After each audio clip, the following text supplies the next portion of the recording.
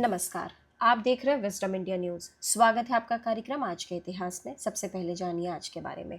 आज तारीख है 23 अगस्त 2025, दिन शनिवार। हिंदी कैलेंडर वैदिक पंचांग के अनुसार आज कृष्ण पक्ष की अमावस्या तिथि है। विक्रम संवत के अनुसार सन 2082। तो आइए बात करते हैं 23 अगस्त की। आज के इतिहास में 23 अगस्त की तारीख क्यों इम्पोर्टेंट है, आपको बताते हैं। तो सबसे पहले बात करते हैं साल 1821 की। 23 अगस्त 1821 को मैक्सिको ने आधिकारिक रूप से स्पेनिश औपनिवेशिक शासन से स्वतंत्रता की घोषणा की। लगभग 3 शताब्दियों तक स्पेन के अधीन रहने के बाद यह दिन मैक्सिको के इतिहास में एक महत्वपूर्ण मोड़ साबित हुआ। स्वतंत्रता आंदोलन की शुरुआत 1810 में फादर मिगेल हिडाल्गो के आह्वान से हुई थी और लंबे संघर्ष के बाद यह आंदोलन विजय की ओर बढ़ा। 1821 में ट्रीटी ऑफ कॉर्डोबा पर हस्ताक्षर हुए, जिसने स्पेनिश शासन के अंत और मैक्सिको की स्वतंत्रता को मान्यता दी। यह घटना न केवल मैक्सिको के लिए बल्कि पूरे लैटिन अमेरिका के लिए भी एक प्रेरणा बनी, जहां औपनिवेशिक शासन के विरुद्ध संघर्ष तेज हुआ। अब बात करते हैं साल 1839 की।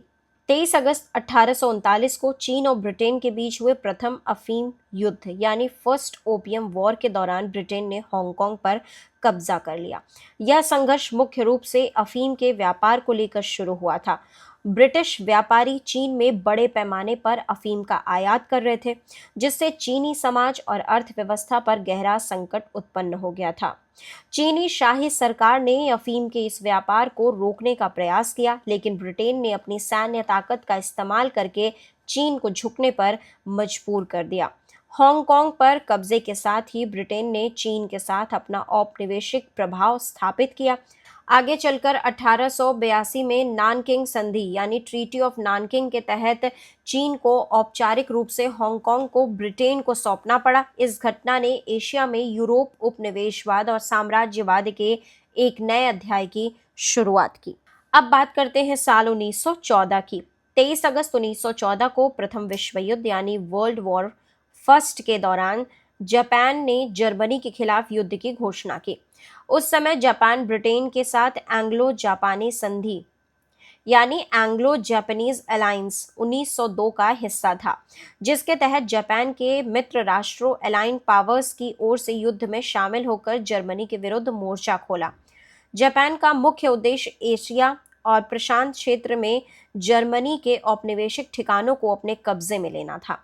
इस घोषणा के बाद जापानी सेना ने शॉनडोंग, चीन में स्थित किंगदाओ में जर्मन ठिकानों पर हमला किया और प्रशांत महासागर में जर्मनी के द्वीपों को भी अपने नियंत्रण में ले लिया। इस कदम ने न केवल जापान की सैन्य शक्ति को एशिया में स्थापित किया, बल्कि इसे वैश्विक राजनीति में भी एक उभरते हुए साम्राज्यवादी राष्ट्र के रूप में पहचान दिलाई। युद्ध का अंत 1919 में वर्साई की संधि यानी ट्रीटी ऑफ वर्साइल्स के तहत जापान को जर्मनी के कई उपनिवेश और क्षेत्र अपने नियंत्रण में रखने की अनुमति मिली। अब बात करते हैं साल 1997 की।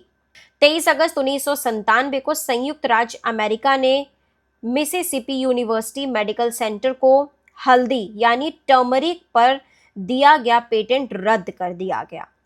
यह पेटेंट 1993 में अमेरिका द्वारा दिया गया था, जिसमें दावा किया गया था कि हल्दी का उपयोग घाव भरने में औषधीय रूप से लाभकारी है।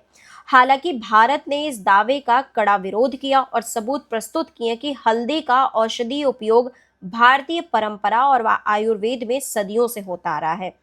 भारतीय वैज्ञानिकों और पारंपरिक ज्ञान को मान्यता देते हुए भारत ने इस पेटेंट के खिलाफ मामला दायर किया। अमेरिका के patent and trademark office USPTO ने भारत के ऐतिहासिक और चिकित्सीय प्रमाणों को मान्य करते हुए अंततः यह पेटेंट रद्द कर दिया। यह घटना केवल भारत के लिए ही नहीं बल्कि पूरी दुनिया के लिए एक मील का पत्थर बनी थी, क्योंकि इसने साबित किया था कि पारंपरिक ज्ञान यानी ट्रेडिशनल नॉलेज किसी एक संस्थान या व्यक्ति की खोज नहीं हो सकता और इसे पेटेंट नहीं किया जा सकता। इसके बाद भारत ने अपने पारंपरिक ज्ञान को संरक्षित करने के लिए ट्रेडिशनल नॉलेज डिजिटल लाइब्रेरी यानी टीकेडीएल जैसी पहल शुरू की। अब बात करते हैं साल 2018 की। 23 अगस्त 2018 को भारत के वरिष्ठ पत्रकार, लेखक और राजनयिक कुलदीप नैयर का निधन हो गया। वे देश के उन चुनिंदा पत्रकारों में से थे जिन्होंने अपनी बेबाक लेखनी और निष्पक्ष विचारों से पत्रकारिता को नई दिशा दी। नैयर का जन्म 14 अगस्त 1923 को सियालकोट में हुआ, जो कि अब पाकिस्तान में है। उन्होंने अपनी पढ़ाई पंजाब विश्वविद्यालय, लॉ कॉलेज लाहौर के बाद उन्होंने अमेरिका से पत्रकारिता की पढ़ाई पूरी की। कुलदीप नैयर लंबे समय तक पत्रकार, संपादक और मानवाधिकार कार्यकर्ता के रूप में सक्रिय रहे। उन्होंने द इंडियन एक्सप्रेस और द स्टेट्समैन जैसे प्रमुख समाचार पत्रों में काम किया। उनकी लेखनी हमेशा लोकतंत्र, अभिव्यक्ति की स्वतंत्रता और मानवाधिकारों की आवाज बुलंद करती रही। आपातकाल जो 1975 से 1977 के दौरान उन्होंने खुलकर सरकार की नीतियों का विरोध किया और प्रेस की स्वतंत्रता की लड़ाई लड़ी। वे सिर्फ पत्रकार ही नहीं बल्कि एक लेखक और स्तंभकार भी थे। उनकी लिखी गई किताबें भारतीय राजनीति, समाज और इतिहास पर आधारित हैं, जिनमें beyond the lines, emergency retold and India after Nehru विशेष रूप से चर्चित रही। इसके अलावा वे राज्यसभा सांसद और यूके में भारत के उच्चायुक्त भी रहे। अंत में आपको जानकारी दे देते हैं कि 23 अगस्त को ही भारतीय अंतरिक्ष दिवस भी मनाया जाता है। 23 अगस्त भारतीय अंतरिक्ष इतिहास का स्वर्णिम दिन है। इस दिन चंद्रयान 3 ने चांद के दक्षिणी ध्रुव पर सफलतापूर्वक सॉफ्ट लैंडिंग की, जो न केवल भारत बल्कि पूरे विश्व के लिए एक ऐतिहासिक उपलब्धि रही। इस सफलता के साथ भारत चंद्रमा के दक्षिणी ध्रुव पर उतरने वाला दुनिया का पहला देश और चंद्रमा पर सॉफ्ट लैंडिंग करने वाला चौथा देश बन गया।